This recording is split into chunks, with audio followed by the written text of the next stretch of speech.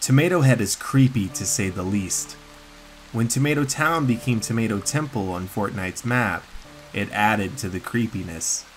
Was this some kind of cult, and was Tomato Head, no pun intended, the cult's head and leader? It would appear so.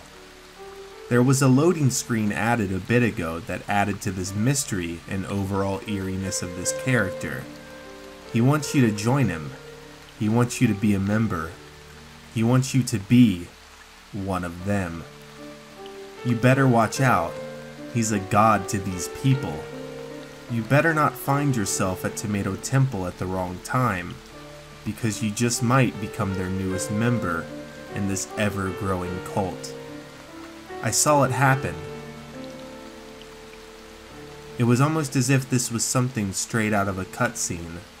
I would say it was horrible to watch, but it wasn't. At least not to me. It was more freaky and ominous than anything else. It was midnight. A lot of people say that midnight is the most evil time. My point being, stay away from Tomato Temple at midnight. I was tracking this person I saw from the block. We both landed there. It was a grill sergeant. I wasn't that decked out, I only had a sniper rifle, so naturally I wanted to make sure my shot was good. And he didn't look behind him at all the whole way. It was safe. He then ran into the pyramid at Tomato Temple. That's when it all happened. I saw the Tomato Head grab him. Then the cauldrons that were there started overflowing with fire. A signal as to something happening. A ritual, perhaps. I decide to go in for a closer look. I go on top of the two houses and I scope in on my sniper rifle. There was the grill sergeant. He was tied up. The Tomato Head enters the top of the pyramid where the grill sergeant was being held at. He was followed by other members who all looked like tomato heads. The only difference was the main Tomato Head had his crown.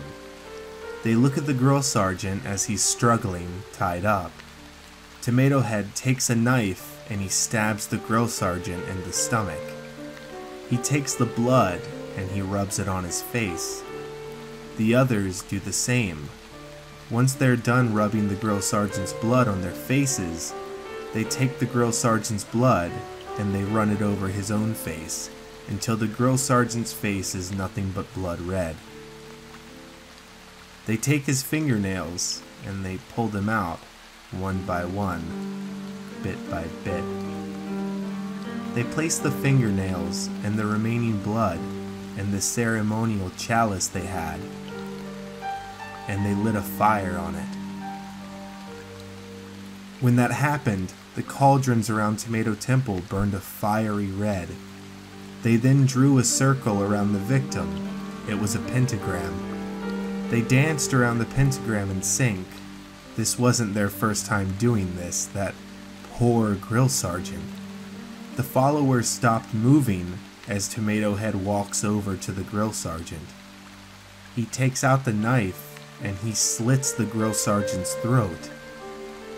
He lets the blood flow, and once it stops, he decapitates him. He holds the head of the grill sergeant to his followers, and they all rejoiced. But the ceremony wasn't over yet. They placed the head on top of the chalice that was already burning. They started dancing around the headless grill sergeant. The chalice started to glow, and so did the head of the grill sergeant. The pentagram started glowing as well. The glowing even took over the body. The whole temple then lit up in a flash of fire and flames. When things became visible again, the grill sergeant had a new head, all right. It was a tomato head. Everyone started chanting around their new brother, saying, "One of us, one of us," over and over again. I don't know what I saw or even how to explain it all to you. But I will say this, don't go to Tomato Temple at midnight. You just might find yourself to be the next sacrifice in Tomato Head's ever-growing cult.